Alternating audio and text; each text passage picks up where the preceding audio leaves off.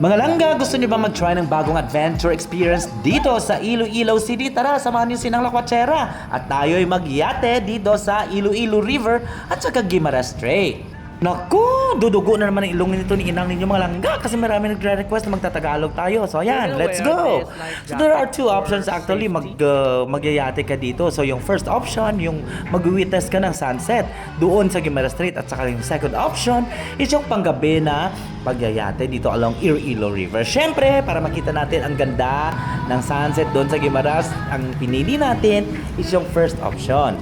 So paglabas mo talaga dito ng Iloilo River mga langga, makikita mo ang ganda ng Iloilo City. So parang nasa ano ka lang, nasa abroad ka lang, parang hindi ka sa Iloilo City kasi napakalinis ng ating river. At yan ay isa sa mga pinapabugal nating mga ilonggo mga langga.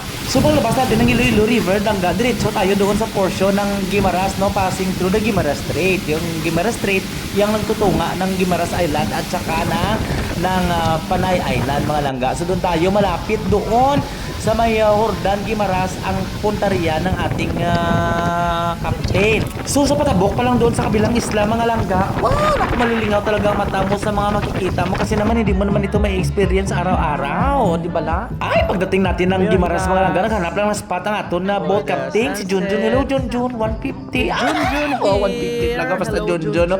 So yan o, dinadagdag niya ng kanyang angkla, angkor para na hindi tayo mapapadayo mga langga. Para dito tayo mag-witness ng napakagandang sunset dito sa Guimaras Island. So ayan ang himos ng ating mga girls mga langga kasi alam mo, pwede ka dito magdala ng iyong mga pagkain at saka mga inumin. So bumili kami ng pizza at saka yung wine para kuno abi social ng mga langga. So syempre kung may pagkain kung inumin, medyo dance kapita dito tayo langga, pag magpuro pang libak tayo ng konti sa ating mga yudiputa sa buhay. So ayan, i-take time natin sa pagpa-picture-picture ang mga napakagandang sunset dito sa Guimaras Island mga langga. So ayan, pwede ka kabika-bika, pwede ka katambling-tambling, busin mo lahat ng pusing ng gusto mo mga langga. Kasi once lang ito at mahal-mahal ng renta ng boat na ito mga langga. So ayan, dahil papadilim na mga langga, so mga matamat na tayo ng himos at babalik tayo doon sa Iloilo River para doon naman tayo ulit pautaw-utaw mga langga. So approaching Iloilo City mga langga, ayan, maraming mga ilaw makikita mo kumukuti-kutita, bumubusi-busilag, ganyan ang indak ng mga mobilya.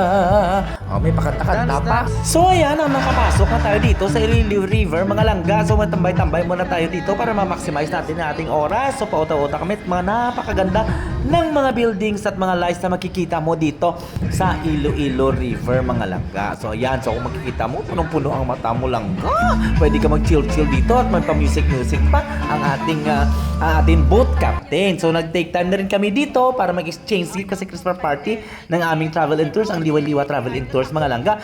So langga, kung gusto mo experience ang cruise na ito dito sa Iloilo City, naku, wag mag-atubiling, mag-message kay Inang Lakwachera or sa Liwa Travel and Tours na Facebook page mga langga dahil ipapatigahin natin ang iyong pagpo-cruise dito sa Iloilo River and Guimaras Strait mga langga. So yan lang, hanggang dyan lang ating may share ni Inang Lakwachera. I hope na nag-enjoy kayo sa ating video for today mga langga.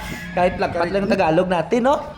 So kung nakadangat ka sa portion ng video na ito mga langga, pwede ka mag-comment at sabihin kung taga saan ka para malalaman ni Inang Lakwachera kung hanggang saan na aabot ang mga followers ni Inang Lakwachera. So yan lang mga langga. I hope you have a great holiday. Ngayong 2024 na patapos na and God bless you sa 2025. That's it for today. Okay, bye!